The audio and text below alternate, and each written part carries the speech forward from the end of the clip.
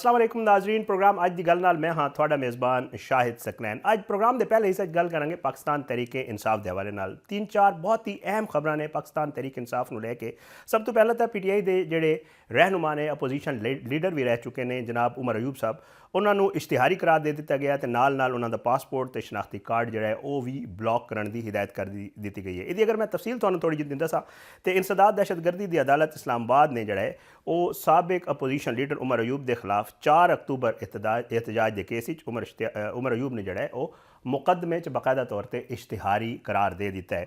उसके अलावा अगर असी वेखीए तो जनाब मिस्टर गोवर साहब जोड़ा है उन्होंने ज़िमनी इंतखाबात के हवाले नाल गल करते हुए कहा है कि जी अगर सानू पता होंदा कि साडा जिहड़ा मैंडेट है वो सानू नहीं मिलना तो फिर असी ज़िमनी इंतखाबात हिस्सा भी ना लेंदे।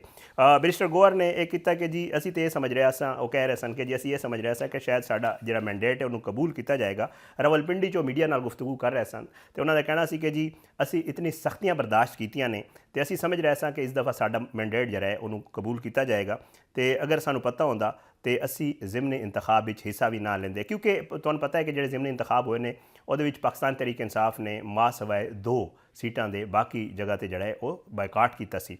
बहरहाल उसके अलावा एक और अहम खबर भी है जिहदी तुहानूं पता है कि जी जेडे बानी तहरीक ने उन्होंने नाल मुलाकातां दा जिहड़ा सिलसिला है वो बंद होया है। पाकिस्तान तहरीक इंसाफ कोशिश कर रही है और जाते ने जोड़े उन्होंने फैमिली वाले ने वकला जाते हैं तो उन्होंने कहना है कि 4 नवंबर के बाद जोड़ा है उन्होंने बानी तहरीक इंसाफ नाल मुलाकात नहीं हो सकी। तो इस हवाले नाल उन्होंने एहतजाज भी जोड़ा है वह भी तुसीं खबरों च वेख्या होएगा कि उत्थे बह के जोड़ा है धरना भी दिता उन्होंने तो जोड़े उन्होंने मुज़ाकरात हुए पुलिस के नाल जी खबर आई उनके मुताबिक उन्होंने दस्या गया कि अगले हफ्ते उन्होंने मुलाकात करा दी जाएगी तो वह एहतजाज भी जोड़ा है वह खत्म हो गया। उहदे नाल नाल अज की खबर अगर तहरीक इंसाफ के हवाले नाल एक और खबर वेखीए तो अलीमा खान साहबा नूं जोड़ा है वह इंसदाद दहशतगर्दी की अदालत आरजी तहवील लिया गया सी। उन्होंने वकील पहुँचे सन तो उसके बाद जोड़ा मामला होए।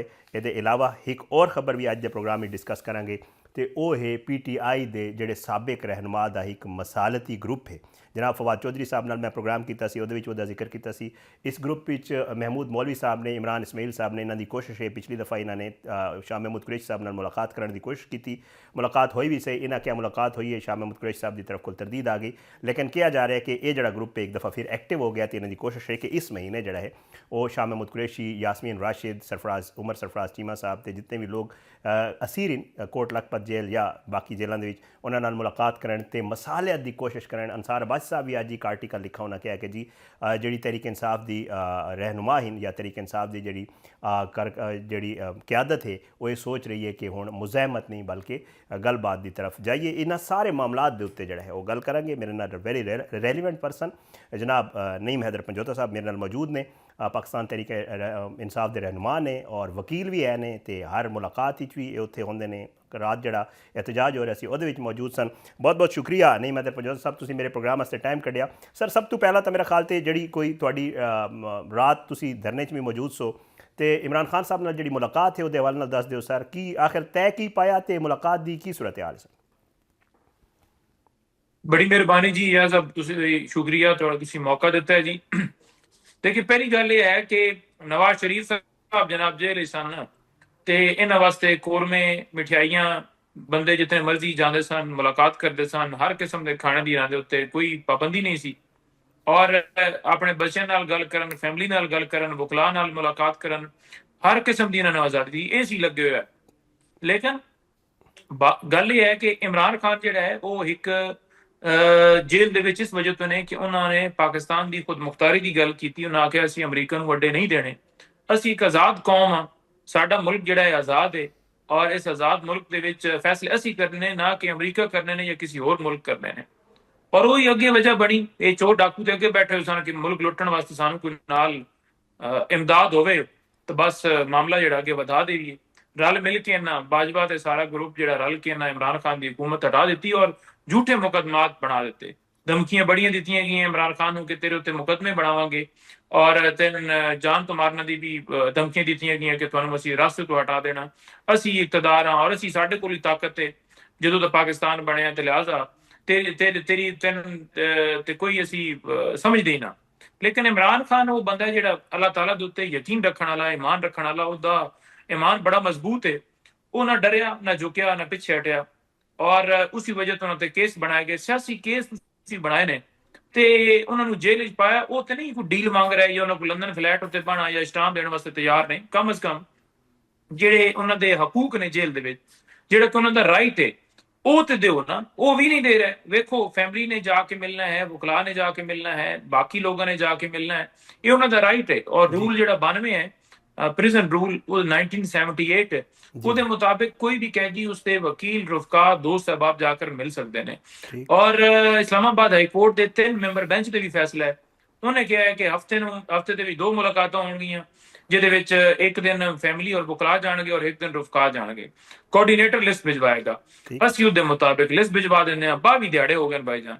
22 ਦਿਹਾੜਿਆਂ ਦੇ ਵਿੱਚ ਇੱਕ ਮੁਲਾਕਾਤ ਕਿਸੇ ਸ਼ਖਸ ਦੀ ਨਹੀਂ ਹੋਈ, ਨਾ ਭੈਣ ਦੀ, ਨਾ ਕਿਸੇ ਵਕੀਲ ਦੀ, ਨਾ ਕਿਸੇ ਹੋਰੀ ਰਿਸ਼ਤੇਦਾਰ ਦੀ, ਨਾ ਹੀ ਕਿਸੇ ਰਫਕਾ ਦੀ, ਕਿਸੇ ਸਿਆਸੀ ਬੰਦੇ ਦੀ ਕੋਈ ਮੁਲਾਕਾਤ ਨਹੀਂ ਹੋਈ। ਇਮਰਾਨ ਖਾਨ ਕਿਸ ਹਾਲਤ ਵਿੱਚ ਨੇ, ਕੀ ਉਹਨਾਂ ਦੀ ਪੋਜੀਸ਼ਨ ਹੈ, ਕੀ ਆਖ ਰਹੇ ਨੇ, ਕੀ ਸੋਚ ਰਹੇ ਨੇ, ਠੀਕ ਤਬੀਅਤ ਉਹਨਾਂ ਦੀ ਕਿਹੋ ਜਿਹੀ ਹੈ, ਕੋਈ ਕਿਸੇ ਦੀ ਮੁਲਾਕਾਤ ਨਹੀਂ, ਕੋਈ ਕੁਝ ਪਤਾ ਹੀ ਨਹੀਂ ਹੈ ਸਾਨੂੰ।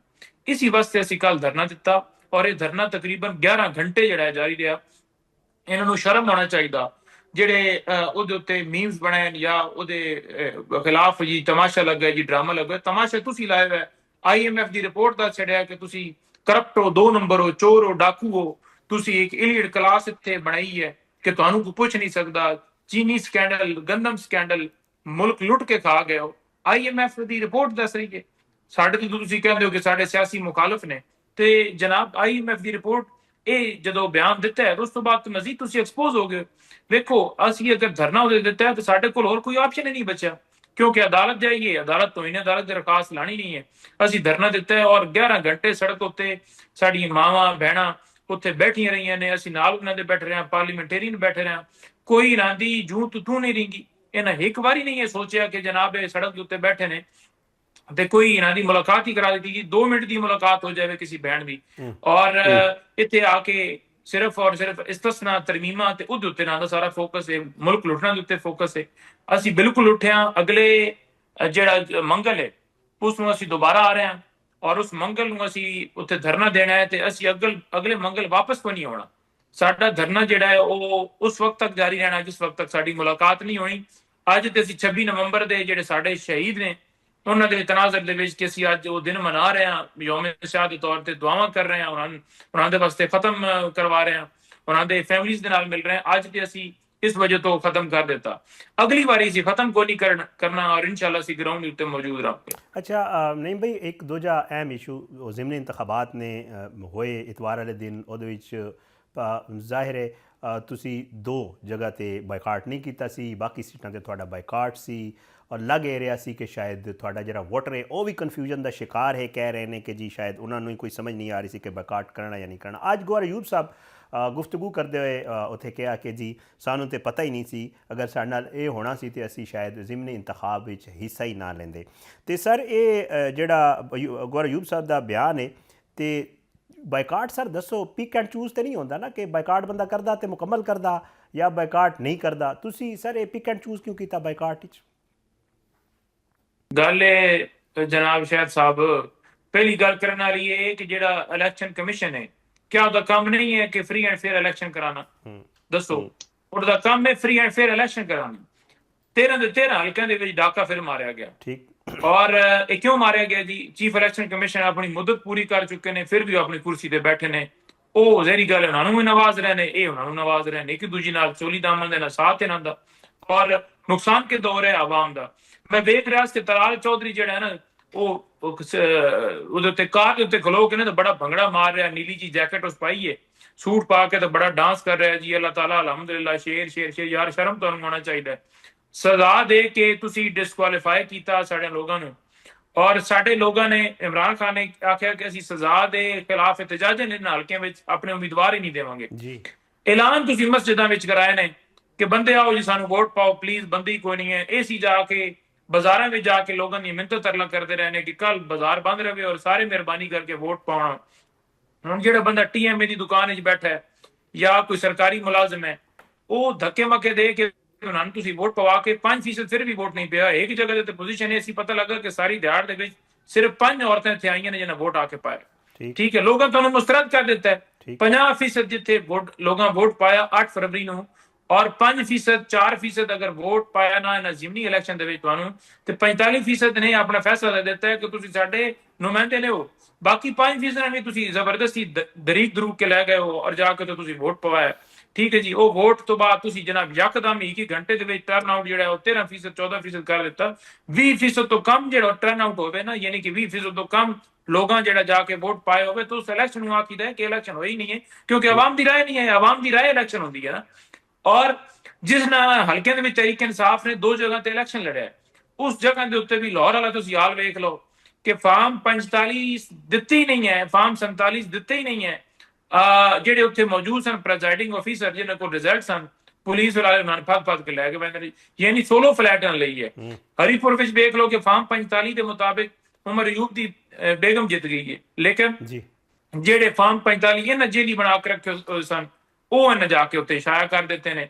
ਹੁਣ ਉਹ ਜਿਹੜੇ ਜੇਲੀ ਬਣਾਏ ਸਨ, ਉਹ ਕਿਵੇਂ ਬਣਾਏ ਸਨ? ਉਹ ਬਣਾਏ ਸਨ ਆਰਓਜ਼ ਔਰ ਡੀਆਰਓ, ਜਿਨ੍ਹਾਂ ਨੂੰ ਇਲੈਕਸ਼ਨ ਕਮਿਸ਼ਨ ਨੇ ਤਾਇਨਾਤ ਕੀਤਾ ਹੈ। ਉਹ ਕੋਈ ਆਜ਼ਾਦ ਬੰਦੇ ਨਹੀਂ ਸਨ। ਡੀਆਰਓ ਅਗਰ ਜੱਜ ਹੁੰਦੇ ਨੇ ਤਾਂ ਫਿਰ ਵੀ ਆਖਿਆ ਚਲੋ ਜੀ ਉਹ ਇੰਡੀਪੈਂਡੈਂਟ ਕਰਨਗੇ।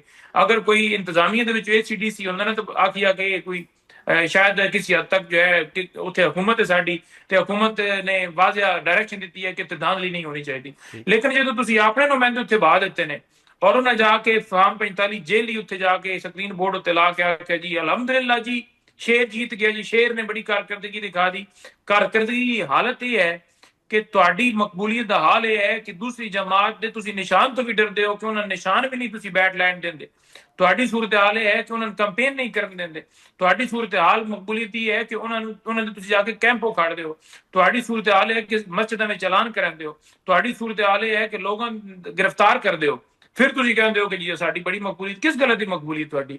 ਤੁਹਾਡੀ ਮਕਬੂਲੀਅਤ ਹੈ ਸਿਰਫ ਤੁਹਾਡੇ ਜਿਹੜੇ ਘਰ ਹੈ ਨਾ ਉਹਦੇ ਵਿੱਚ ਤੁਹਾਡੀ ਮਕਬੂਲੀਅਤ ਹੈ। ਇੱਕ ਨਵਾਜ਼ ਸ਼ਰੀਫ ਵੱਡਾ ਬਿਰਾ ਤੇ ਇੱਕ ਸ਼ਹਬਾਜ਼ ਸ਼ਰੀਫ ਨਿੱਕਾ ਬਿਰਾ, ਇੱਕ ਦੂਜੀ ਨੇ ਵੇਖ ਕੇ ਆਖਦੇ ਨੇ ਤੂੰ ਵੀ ਬੜਾ ਮਕਬੂਲ ਹੈ, ਨਿੱਕਾ ਵੱਡਾ ਨਿੱਕੇ ਨਾਲ ਤੂੰ ਬੜਾ ਮਕਬੂਲ ਹੈ। ਅੱਛਾ ਨੀਮ ਭਾਈ, ਇਹ ਦੱਸੋ ਕਿ ਅੱਜ ਅਨਸਾਰ ਅਬਾਸੀ ਸਾਹਿਬ ਵੀ ਇਹਦੇ ਉੱਤੇ ਆਪਣਾ ਆਰਟੀਕਲ ਵੀ ਲਿਖਿਆ ਤੇ ਕਿਹਾ ਜਾ ਰਿਹਾ ਕਿ ਜਿਹੜੀ ਕਿਆਦਤ ਹੈ, ਕਿਉਂਕਿ ਜਦੋਂ ਉਮਰ ਅਯੂਬ ਵਾਲੀ ਸੀਟ ਵਾਲਾ ਮਾਮਲਾ ਹੋਇਆ ਤੇ ਕਹਿ ਰਹੇ ਨੇ ਕਿ ਮਿਨਿਸਟਰ ਗੌਰ ਗਏ, ਉਮਰ ਅਯੂਬ ਨਾਲ ਮੁਲਾਕਾਤ ਵੀ ਕੀਤੀ ਔਰ ਇਹ ਡਿਸਕਸ ਵੀ ਹੋਇਆ ਕਿ ਜਿਹੜਾ ਮਾਮਲਾ ਹੈ ਉਹ ਹੁਣ ਪਰੇਸ਼ਾਨੀ ਵਾਲੇ ਪਾਸੇ ਜਾ ਰਿਹਾ ਹੈ। ਕਿਆਦਤ ਪਰੇਸ਼ਾਨ ਹੋ ਰਹੀ ਹੈ ਕਿ ਅਗਰ ਹਾਲਾਤ ਇਸ ਤਰ੍ਹਾਂ ਰਹੇ ਤਾਂ ਸ਼ਾਇਦ ਜੇ ਕੁਝ ਸਾਡੇ ਕੋਲ ਮੌਜੂਦ ਹੈ ਉਹ ਵੀ ਸਾਡੇ ਕੋਲ ਨਾ ਰਹੇ।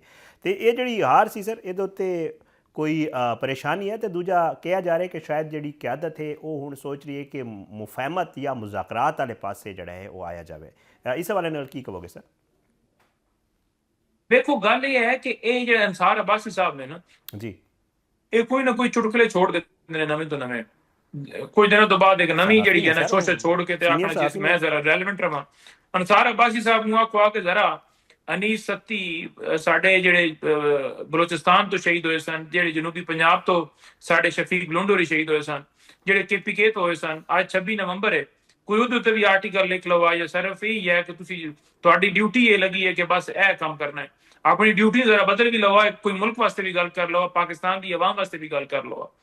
ਦੂਜੀ ਗੱਲ ਇਹ ਰਹਿ ਗਈ ਕਿ ਵੇਖੋ ਇਹ ਤੋਹੀਨ ਜਿਹੜੀ ਹੈ ਨਾ ਮੇਰੀ ਉਮਰ ਅਯੂਬ ਦੀ ਅਹਿਲੀਅਤ ਦੀ ਨਹੀਂ ਹੈ ਤੋਹੀਨ, ਜਾਂ ਬਰਿਸਟਰ ਗੌਰ ਦੀ, ਸਲਮਾਨ ਰਾਜਾ ਦੀ ਜਾਂ ਕਿਸੇ ਹੋਰ ਸ਼ਖਸ ਦੀ ਨਹੀਂ ਹੈ, ਸਿਆਸੀ ਰਹਿਨੁਮਾ ਦੀ। ਇਹ ਤੋਹੀਨ ਹੋਈ ਹੈ ਪਾਕਿਸਤਾਨ ਦੀ ਆਵਾਮ ਦੀ ਕਿ ਵਿਚਾਰੇ ਉਹ ਨਿਕਲਦੇ ਨੇ ਵੋਟ ਪੈਂਦੇ ਨੇ ਤਾਂ ਉਹਨਾਂ ਦੇ ਵੋਟ ਨੂੰ ਕਾਊਂਟ ਹੀ ਨਹੀਂ ਕੀਤਾ ਜਾਂਦਾ। ਯਾਨੀ ਪਾਕਿਸਤਾਨ ਦੇ ਵਿੱਚ ਜਿਹੜਾ ਹੈ ਉਹ ਇੱਕ ਗੈਰ ਅਲਾਮੀਆ ਜਿਹੜਾ ਮਾਰਸ਼ਲ ਲਾਇਆ ਗਿਆ ਉਹਦੇ ਵਿੱਚ ਇਹ ਹੈ ਜੀ ਕਿ ਆਵਾਮ ਵੋਟ ਪਾਏਗੀ ਔਰ ਉਹਦੇ ਜ਼ਰੀਏ ਆਪਣਾ ਇੰਤਖਾਬ ਦੱਸੇਗੀ ਕਿ ਭਾਈਜਾਨ ਮੈਂ ਹੈ ਤੇ ਮੁਤਮਿਨ ਨਾ ਮੈਂ ਹੈ ਤੇ ਨਾ ਮੁਤਮਿਨ।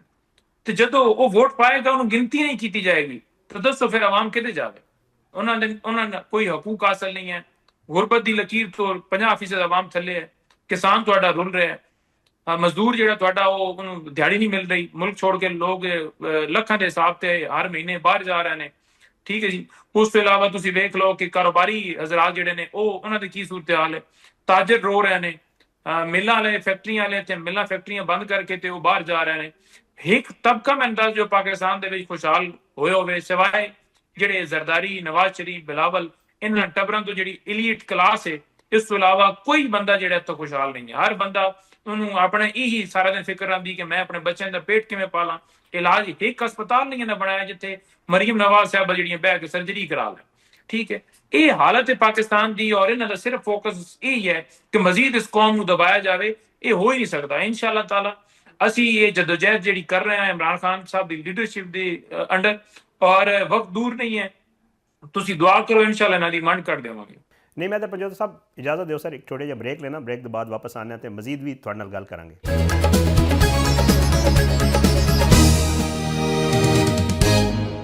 ਨਾਜ਼ਰੀਨ, ਸਾਡੇ ਨਾਲ ਮੌਜੂਦ ਨੇ ਪਾਕਿਸਤਾਨ ਤਹਿਰੀਕ ਇਨਸਾਫ ਦੇ ਰਹਿਨੁਮਾ ਨਈਮ ਹੈਦਰ ਪੰਜੋਤਾ ਸਾਹਿਬ। ਉਹਨਾਂ ਨਾਲ ਸਾਡੀ ਗੱਲਬਾਤ ਜਾਰੀ ਹੈ ਤੇ ਜ਼ਰਾ ਉਹਨਾਂ ਤੋਂ ਹੁਣ ਕੁਝ ਮਜ਼ੀਦ ਮਾਮਲਾਤ ਦੇ ਹਵਾਲੇ ਨਾਲ ਪੁੱਛਦੇ ਹਾਂ। ਨਈਮ ਭਾਈ, ਇੱਕ ਦੂਜਾ ਮਾਮਲਾ ਵੀ ਉਹਦੇ 'ਤੇ ਗੱਲ ਕਰਾਂਗੇ।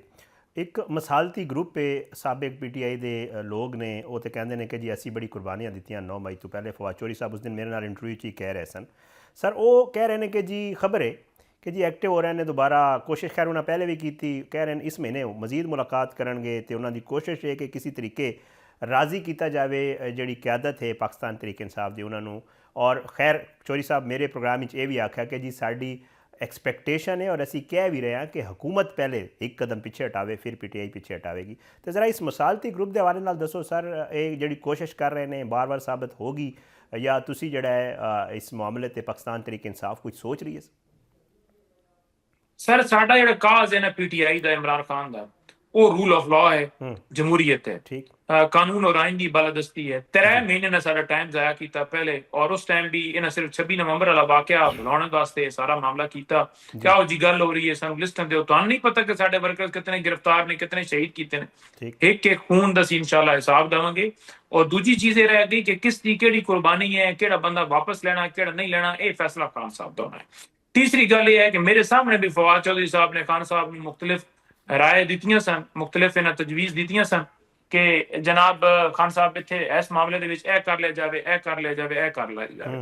खान साहब दा बड़ा वाज़ेह जिहा मौक़िफ़ है, पाकिस्तान दी सलामती, खुद मुख्तारी, रूल ऑफ लॉ, जमहूरियत, डेमोक्रेसी, आज़ाद इलेक्शन, साडे कैदी रिहा होण, साडे मुल्क दे विच इंसाफ होवे, साडा मुल्क अगे वधे, तरक्की करे, उस एजेंडे तो एक लम्हे वास्ते भी खान साहब पिछे ना हट रहे ने, ना उन्हें हटना है।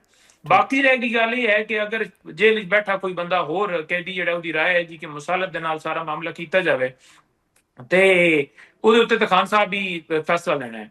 जितों तक मैंने इन्फॉर्मेशन ये है वो ये है कि जनाब ये तो नहीं हो सकता कि है साइड तो बंदे का मुंह लाल कर दिता जाए और दूसरी साइड तो आपको आओ जी राजीनामा कर लो। कोई माहौल भी बनाई दा है। इमरान खान इस वक्त आइसोलेशन दे चैन उहदे उत्ते गल करो भाई, पहले आइसोलेशन खत्म करें, इमरान खान नूं रिहा करन, पाकिस्तान दे विच जिहड़ा है ये जुल्म जबर जिहड़ा है उदों तरमीमा की जा रहे हैं कि जी तायाद तरमीम हो गई है जी, तायाद कोई पूछेगा नहीं, तायाद किसी को टच कोई नहीं करेगा, जितना जिंदगी वो जूवेगा मरना तक जनाब बेशक वो जुल्म करे, गोली मारे, डाका मारे, किसी के घर कद टप के जाए, उन्होंने पूछने वाला कोई नहीं है। तो दूसरी तरफ तुम आखो जी आओ जी बवी, इंज किवें हो सकता है? कोई माहौल बनाना पौंदा है, कोई तरीकाकार अडॉप्ट करना पौंदा है, फिर बंदा उहदे उत्ते गुफ्तगू करदा सोहना भी लगदा है। साडे बंदे चुक चुक के तुसीं जेलां च पाई आउंदे, उन्हां दी जमानतां नहीं हो रही। इमरान खान दी बहना जिहड़ियां ने एक अदालत तो दूसरी अदालत जा रही हैं, उन्हां दी बीवी जिहड़ी है जेल च मुख्तलिफ मुकदमात च, बाकी लीडरशिप जेल च, ते नाल बैठ के गल करो जी आओ जी मुसालत। इंज किवें मुसालत हुंदी है? मुसालत वास्ते कोई माहौल बनाना होंदा है। माहौल जिहड़ा इस टाइम यही है कि असीं इंशाअल्लाह अगे वधांगे, लड़ांगे और इस झूठे निजाम को इंशाअल्लाह ताला गिराना है। यही माहौल है साडा जी। अच्छा नहीं भी, क्योंकि तुसीं आप ही वकील हो, मैं चाह रहा एक आखिरी जरूर मैनूं एक गल दी दसो। एक ज़ाहिरी गल है तरमीम के बाद जिहड़ा एक अदालत बनी जिहड़ी आईनी अदालत है उहदे हवाले नाल क्लीयर नहीं हो रहा। पाकिस्तान तहरीक इंसाफ दा तुहाडे चेयरमैन साहब कहंदे ने कि जी असी हाले फैसला नहीं किया कि असी इस अदालत नूं जिहड़ा है वो कोई मनना भी है, नहीं मनना, पेश होना नहीं पेश होना। क्यों कन्फ्यूजन का क्यों शिकार है सर आईनी अदालत के मामले ते पाकिस्तान तहरीक इंसाफ? देखो गल ये है कि जिहड़ा इस्लामाबाद हाई कोर्ट दा चीफ जस्टिस है जी, असी तो उन्होंने भी नहीं मनते, तो क्या असीं उहदे कोल पेश नहीं होंदे? असीं पेश होंदे हां। उहदे कोल पेश होने का मतलब ये नहीं है कि असीं उन्होंने जिहड़ा मन लिया, बल्कि साडी मजबूरी है कि साडा लीडर जेल विच है और अगर उन्हां दा मुकदमा लग गया है तो असीं अदम पैरी खारिज तो नहीं कराउणा ना। असीं जिवें जिहियां अदालतां ने असीं आखदे हां जनाब ये अदालतां होईयां ने जिहदे ਜਿਹੜੇ ਬਿਠਾਏ के लोग ने वो कंप्रोमाइज हो के अगर बैठे ने तो उन्होंने अपने जाती इंटरस्ट या दबाव विच नहीं, जिवें कई जजां असीं पदे दिता है पाकिस्तान की हिस्ट्री में याद रखा जाएगा। असं आते हैं तुहाडे ज़मीर जिहड़े ने वो जिंदा रहने चाहिए ने, तुहाडी आवाज़ जिहड़ी है बुलंद होनी चाहिए इंसाफ वास्ते। असं रोजाना जाके उन्हां दा ज़मीर जोड़ते हैं, हाँ अगों लम्मे पैर आन तो फिर उन्हां दी मर्जी है। लेकिन दूसरी गल ये रह गई आईनी अदालत की गल। देखो आईनी अदालत जिहड़ी है उसका काम क्या होना जी, तशरीह करना। ते किहड़े आइन की तशरीह करनी ना जिहड़ा रह ही कोई नहीं गया। पहले देखो तो सही ना, आइन है भी सही है कोई नहीं, जो आइन ही नहीं रह गए तो फिर तशरीह केड़ी है? ये सारे डिगोसलर ने इस झूठे निजाम को बनाने वास्ते ਜਿਤਨੀ ਮਰਜ਼ੀ ਤਰਮੀਮਾਂ ਕਰਕੇ ਲੋਹੇ ਦੀਆਂ ਸ਼ੀਲਟਾਂ ਲਾ ਲਾਉਣਾ, ਜਦੋਂ ਮੌਤ ਆਉਣੀ ਨੇ ਇਜ਼ਰਾਈਲ ਆਉਣਾ ਹੈ ਤੇ ਫਿਰ ਸ਼ੀਲਟਾਂ ਵਿੱਚੋਂ ਵੀ ਚੁੱਕ ਲੈਣਾ ਹੈ। ਬਾਕੀ ਰਹਿ ਗਈ ਇੱਜ਼ਤ ਔਰ ਜ਼ਿਲਤ ਦੀ ਗੱਲ। ਅੱਜ ਇਮਰਾਨ ਖਾਨ ਜੇਲ੍ਹ ਦੇ ਵਿੱਚ ਵੀ ਬਹਿ ਕੇ ਪੂਰੀ ਦੁਨੀਆ ਦੇ ਵਿੱਚ ਇੱਜ਼ਤ ਉਸ ਹਾਸਲ ਕੀਤੀ, ਔਰ ਇਹ ਇਸਤਸਨਾ ਲੈ ਕੇ ਸਾਰੀਆਂ ਪ੍ਰੋਟੈਕਸ਼ਨ ਲੈ ਕੇ ਵੀ ਲੋਕਾਂ ਦੀ ਗਾਲੀ ਲੈ ਰਹੇ ਨੇ। ਤੇ ਉਸ ਜ਼ਿੰਦਗੀ ਦਾ ਕੀ ਫਾਇਦਾ ਜਿਹਦੇ ਵੀ ਲੋਕ ਗਾਲ ਕੱਢਣ, ਜਿਹਦੇ ਵੀ ਲੋਕ ਬੇਇੱਜ਼ਤੀ ਕਰਨ। ਜ਼ਿੰਦਗੀ ਅੱਲਾਹ ਤਾਲਾ ਦੇਵੇ ਤੇ ਇੱਜ਼ਤ ਨਾਲ ਦੇਵੇ, ਫਖਰ ਨਾਲ ਬੰਦਾ ਜੀਵੇ, ਸਵਾਦ ਵੀ ਆਉਂਦਾ ਹੈ। ਬਹੁਤ ਬਹੁਤ ਸ਼ੁਕਰੀਆ। ਨਹੀਂ ਮੈਂ ਤਾਂ ਪੰਜੋਤਾ ਸਾਹਿਬ ਸਾਡੇ ਨਾਲ ਮੌਜੂਦ ਸਨ ਜੀ। ਪ੍ਰੋਗਰਾਮ ਇੱਕ ਛੋਟਾ ਜਿਹਾ ਬ੍ਰੇਕ ਲੈਂਦੇ ਹਾਂ, ਬ੍ਰੇਕ ਦੇ ਬਾਅਦ ਵਾਪਸ ਆਉਂਦੇ ਹਾਂ ਤੇ ਕੁਝ ਬਾਕੀ ਮਾਮਲਾਤ 'ਤੇ ਗੱਲ ਕਰਾਂਗੇ।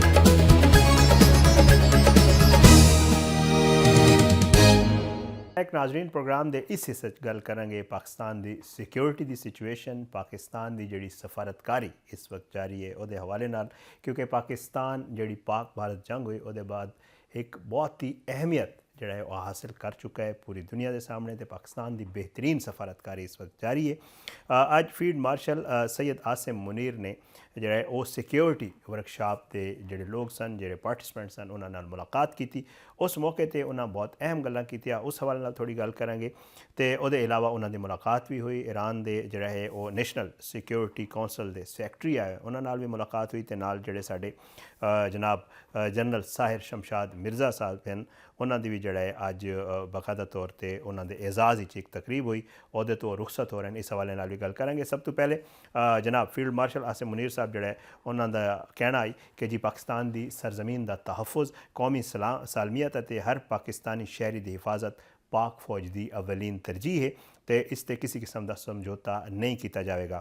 ISPR तो जारी बयान के मुताबिक नैशनल सिक्योरिटी वर्कशॉप 27 के शुरका नाल जड़ा है अज जनरल हैडकुआटर GHQ उन्होंने जोड़े सिक्योरिटी के वर्कशॉप के शुरका हैं उन्होंने दौरा किया GHQ का, तो GHQ के जोड़ा नैशनल सिक्योरिटी वर्कशॉप के शुरका को मुल्की और इलाकाई सिक्योरिटी सूरत हाल के हवाले नाल जोड़ा ਉਹ ਬਰੀਫਿੰਗ ਦਿੱਤੀ ਗਈ।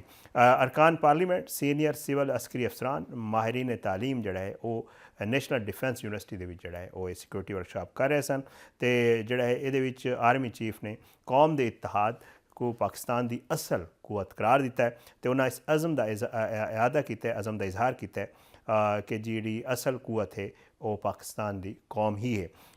Chief of army staff field marshal Asim Munir खसूसी नशिस्ती तबादला ख्याल भी किया, तो खिते की तब्दील होंदी जड़ा सूरत सिक्योरिटी सूरत हाल से भी उन्होंने जिक्र किया। उन्होंने कहा कि जी जी वधी हुई जियो पोलिटिकल कशमकश है, सरहद पार दहशतगर्दी है, तो हाइब्रिड जंग है, ये जहाँ चैलेंज का जड़ा है वो सामना है पाकिस्तान को, तो सूरत हाल मजीद पेचीदा हो जाती इस वजह तो उन्होंने कहना है कि बैरूनी हिमायत याफ्ता दहशतगर्दी और जी मालूमाती जंग है ਉਹਦੇ बावजूद पाकिस्तान के मुसल्ला अफवाज, इंटैलीजेंस इदारे ते जेड़े कानून नाफिज करने वाले इदारे ने वो कौमी सलामती के तहफ़ुज़ वास्ते गैर मुतज़लज़ल अज़म, पेशावराना महारत ते साबित कदमी का जोड़ा है वो मुजाहरा कर रहे हैं। उन्होंने यह भी आखना है कि जी पाकिस्तान एक बावकार मुल्क है, तो आलमी बरादरी इहदा जोड़ा जायज़ मकाम है वो ज़रूर असी हासिल करांगे। मार्का हक के दौरान पाक फौज की पेशावराना सलाहियत ते आज़म ने दुनिया पाकिस्तान के वकार इजाफा किया है।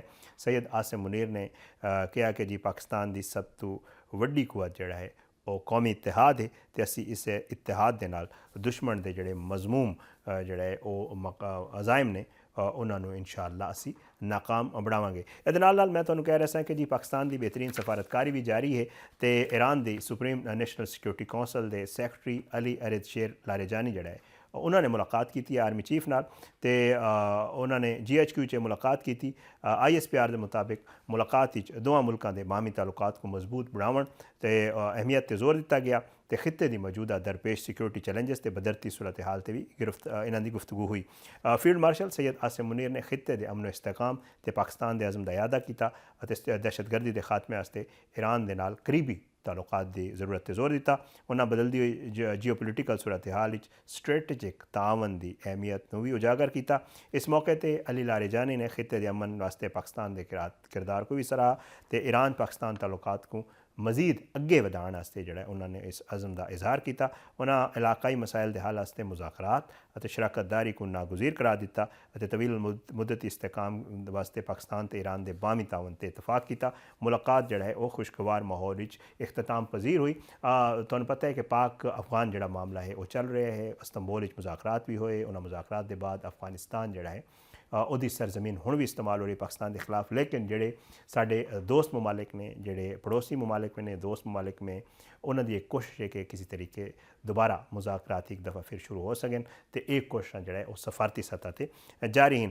ਅੱਜ ਜਿਹੜਾ ਜਨਾਬ ਜਨਰਲ ਸਾਹਿਰ ਸ਼ਮਸ਼ਾਦ ਮਿਰਜ਼ਾ ਸਾਹਿਬ ਜਿਹੜਾ ਉਹਨਾਂ ਦੇ एजाज़ तकरीब हुई, उन्होंने अलविदाई तकरीब हुई। शायद अपना जोड़े साहिर शमशाद मिर्ज़ा साहब ने उन्होंने 40 साल जोड़ा है वो खिदमात सर अंजाम दिते ने तो उन्होंने इस तकरीब खराज तहसीन पेश किया गया।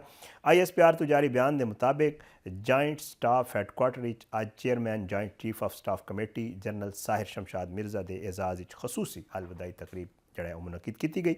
जनरल साहिर शमशाद मिर्ज़ा 4 दहाइयां ते मुश्तमिल अपनी शानदार अस्करी खिदमात मुकम्मल करने के बाद अपने अहदे तो रुखसत हो गए ने। तकरीब साबिक chairman joint chief of staff committee ते तिना मुसल्ला अफवाज के सरबरान सीनियर अफसरान ने जो शिरकत की थी।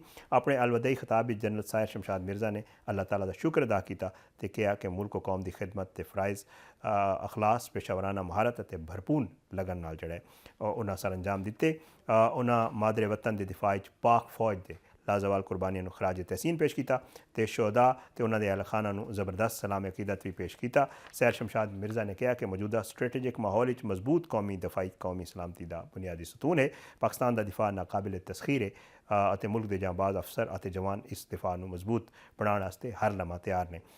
जॉइंट स्टाफ हैडकुआटर आमद के तीनों सर्विसेज के चाको चौबंद दस्ते ने जनरल साहिर शमशाद मिर्ज़ा को गार्ड ऑफ आनर पेश किया। छोटा जहा ब्रेक लेना, ब्रेक के बाद वापस आना तो कुछ मजीद मामला भी गल करेंगे।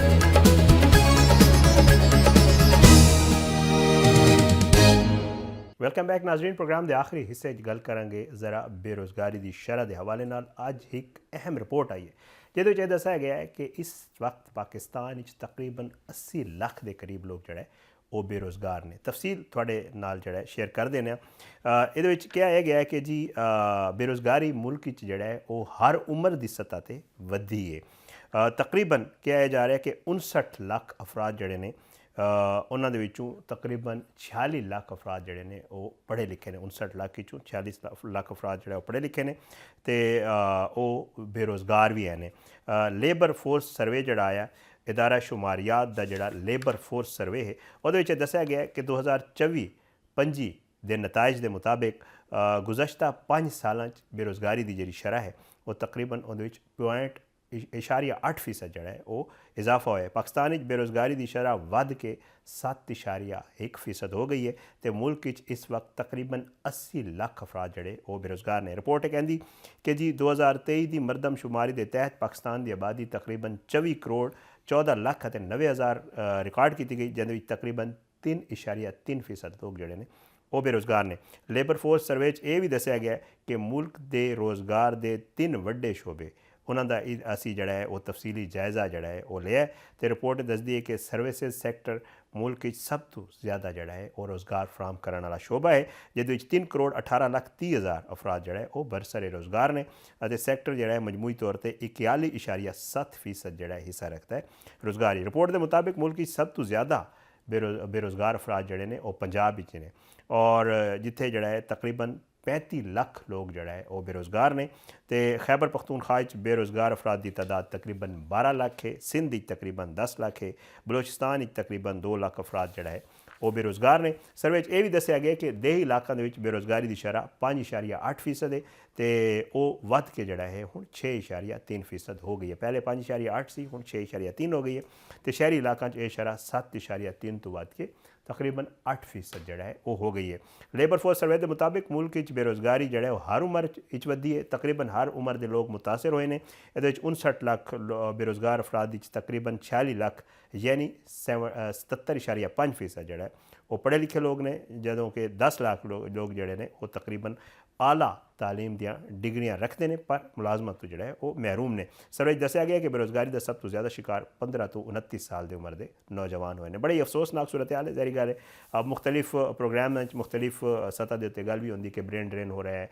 ज़्यादातर नौजवान जड़े ने वो मुल्क तो बाहर जा रहे हैं जॉब्स वास्ते तो नाल ये भी दावे किए जाते हैं कि मुल्क जड़ा है वो तरक्की कर रहे हैं। बहरहाल ये सोचने की जरूरत है तो ये जो इकदाम करने की जरूरत है कि साडा जरा मुल्क का नौजवान है अगर वो डिग्री हो तो बेरोज़गार ना रहे कोई ना कोई काम जड़ा है वो ਸੁਣ ਰਹੇ ਜਾਂ ਉਹਨੂੰ ਕੋਈ ਰੋਜ਼ਗਾਰ ਜਾਂ ਕੋਈ ਕੰਮ ਜਿਹੜਾ ਹੈ ਉਹਨੂੰ ਜ਼ਰੂਰ ਮਿਲ ਜਾਵੇ ਔਰ ਇਹਦੇ ਵਾਸਤੇ ਹਕੂਮਤ ਨੂੰ ਇਕਦਾਮਾਤ ਕਰਨ ਦੀ ਮਜ਼ੀਦ ਇਕਦਾਮਾਤ ਕਰਨ ਦੀ ਜ਼ਰੂਰਤ ਹੈ। ਉਮੀਦ ਹੈ ਇਨਸ਼ਾਅੱਲਾ ਬਿਹਤਰੀ ਆਏਗੀ।